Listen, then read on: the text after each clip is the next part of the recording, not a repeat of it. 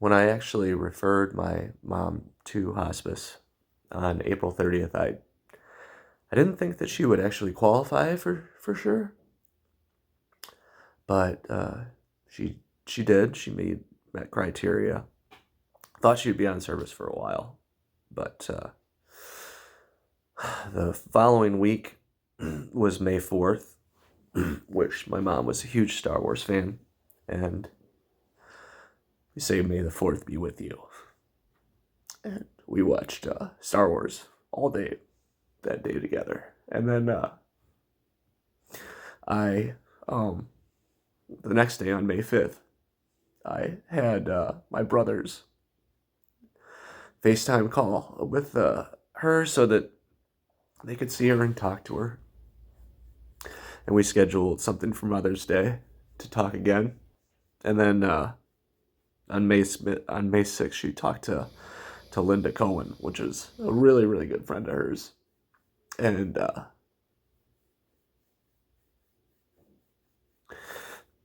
that day she was not doing very well. She was hallucinating, and I took a nap and left my door open.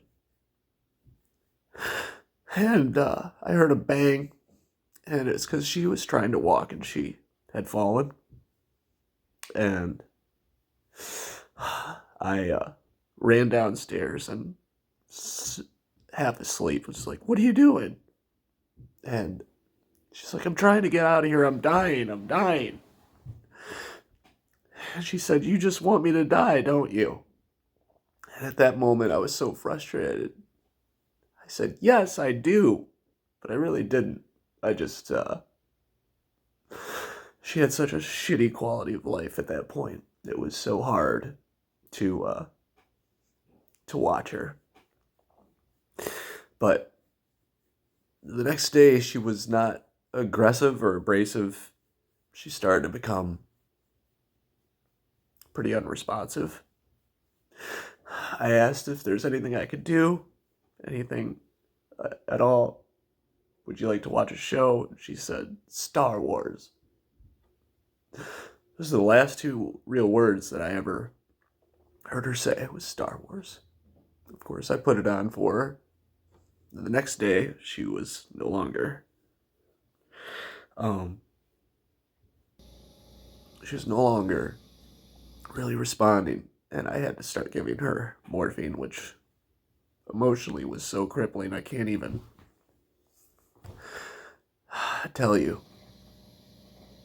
I sat in her room for a good chunk of the day listening to her songs, which sucked because they're so depressing. And I don't really like her music. But I thought that's what she would want to do. And then in the middle of the night, at 4 in the morning, she passed away. And I put out a tweet, and I got a very, very nice message from a guy who said, "You were everything to her at the end of her life as she was to you at the beginning of yours." And I got a lot of nice messages like that, which I appreciated because we're a little lost right now. It's tough to find balance when I'm no longer going to go to the store to get her diapers or pads, which I called them pads or underwear, just for her to keep her dignity. But they were diapers. No more getting wine.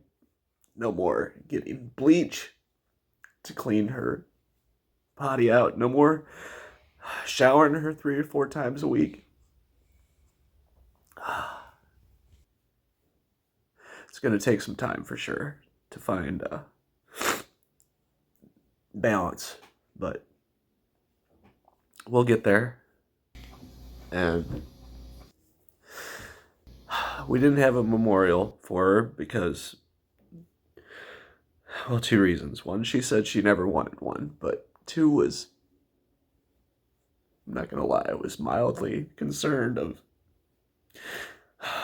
what if some people don't show up, or what if it's really small turnout, it would have really hurt my feelings. So now I can just tell myself that it would have been a good turnout.